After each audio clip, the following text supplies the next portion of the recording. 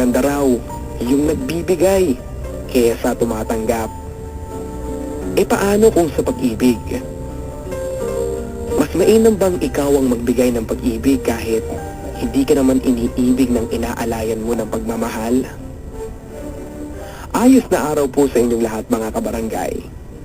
Ako po si Papa Dudot. Muli sa inyong nag-aanyaya sa 2 oras ng mga kwento ng pag-ibig, buhay at pag-asa. Dito sa palatuntunang Barangay Love Stories. Where do I begin to tell the story of how great a love can be? Sweet love story that it will hold endlessly. Dear Papa Dudot, una ay ang aking mainit na pagbati sa lahat ng mga nakikinig ngayon. 10 na mga taong nasa likod ng tanyag na programang ito. Itago mo na lang ako sa pangalang Lay. Kasalukuyang naninirahan dito sa Quezon City. Ako ay isang lalaking minsang tinawag na tanga ng ilan sa aking mga kaibigan at miyembro ng aking pamilya. May mga kaibigan din akong nagsabing ako daw ay dakila. Ito ay matapos akong gumawa ng isang pasya sa aking buhay. Naganap po ang simula ng aking kwento sa probinsya. Doon sa amin, sa liblib na bahagi ng Batangas. Kayo na po ang bahalang humusga kung ako nga ba ay tanga o dakila. Hayaan niyo pong ilahad ko ang aking kwento ng buhay at pag-ibig. Sa huli ay maaari siguro niyong sagutin ang aking tanong. Kung ang nangyari sa buhay pag-ibig ko ay isang hamon, ako ba'y nagwagi o nasawi? Hope to hear the song, If Ever You're in My Arms Again. Kung sakaling magbalik, muli ang babaeng minahal ko.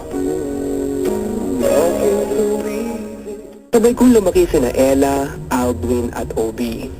Magkakapit-bahay pa kami. Si Ella ay anak ng mahirap lamang na mga magulang. Si Mang Ando na tatay niya ay isang magsasaka. Si Aldwin ang mayaman.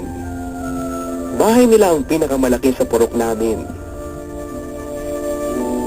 Si Obi naman, na mas kilala sa pangalang Puti, ay anak ng Amerikano.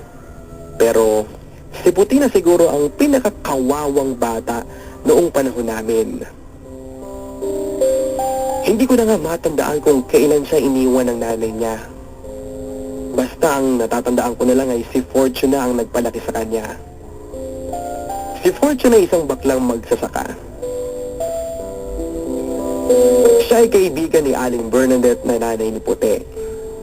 Ayon sa kwento ni Fortune, ay matalik silang magkaibigan ni Aling Bernadette noon at pareho silang nagtatrabaho sa isang department store sa Angeles City.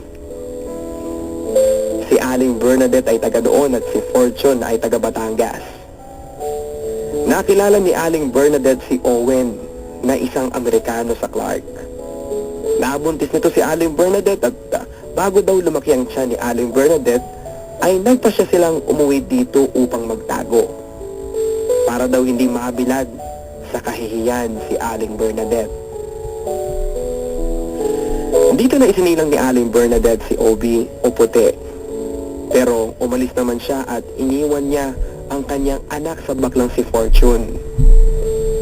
Noon daw ay nagtatrabaho sa parlor si Fortune, pero noong mapagtripan siya ng isang lalaking nakatalik niya dahil hindi siya nagbayad ng sapat.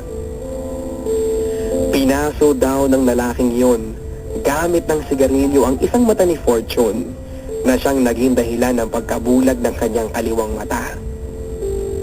Ayon kay Fortune, doon na raw siya nagsimulang pumangit kaya't pinilit na lamang niyang manatili dito sa baryo at maging dalagang bukid na lamang daw siya. Sa abot ng alaala ko ay magkaklase kami ni Puti mula pa noong grade 1 kami. Siya ang pinakamalaki sa klase namin pero siya naman ang pinakamadungis dahil hindi siya masyadong naaasikaso ni Fortune. Abala din kasi si Fortune sa lahat ng gawain sa bahay nila at sa bukid pa. Uli lang lubos si Fortune at siya ang nagmana ng bahay ng mga magulang niya at kapirasong lupain na niyang sinasaka at saka isang magarang saxophone na hindi naman niya alam gamitin. Gamit daw ng tatay niya noon ang saxophone dahil dati itong miyembro ng musiko, ang tatay ni Fortune. Kapag wala si Fortune ay nilalaro namin ni Puti ang saxophone hanggang sa marinig kami ni Mang Arlo na kapitbahay din ni Puti. Kasama ng tatay ni Fortune noon si Mang Arlo sa musika. Tinawag kami ni Mang Arlo at kinuha niya sa amin ang saxophone. Saka siya tumugtog. Napahanga kami ni Puti noon sa galing ni Mang Arlo. Turuan mo kami, Mang Arlo, agad sabi ni Puti noon. Oo, tuturuan ko kayo kapag may panahon ako, sagot naman ni Mang Arlo. Wala na kasing musiko noon at pagsasaka na rin lamang ang kinabubuhay ni Mang Arlo. Wala akong hilig sa musika noon pero si Puti, lagi niyang kinukulit si Mang Arlo na turuan siya. Kung minsan pa, ay nagbubuluntaryo si Puti kay Aling Edad, asawa ni Mang Arlo na magdala ng baon ni Mang Arlo sa bukid. Dadali naman ni Puti ang baon pero bitbit din niya ang saxophone. Gusto lang niyang makahingi ng kaunting panahon ni Mang Arlo na turuan siyang tumugtog ng saxophone. At kapag araw ng linggo ay hindi lumulusong ng bukid si Mang Arlo. Yun ang mahaba-habang pagkakataong nagpapaturo si Puti kay Mang Arlo. Pero sinasabihan siya ni Mang Arlo na maligo muna at magsipilyo para daw magaan ang pagtuturo nito sa kanya. Kapag bagong paligo si Puti ay dumalabas talaga ang pagka-Amerikano niya. Puting kano talaga. Dark brown ang kanyang buhok at mata. Amerikanong-Amerikano ang itsura niya. Pero kapag nagsalita na, Tagalog at puntong Batanggenyo na. At ang mga nakalakhan ay mga paborito niyang pagkain tulad ng tuyo at kamatis. Sabay higop ng kapeng barako. Kaming apat ang laging magkakalaro noong maliliit pa kami.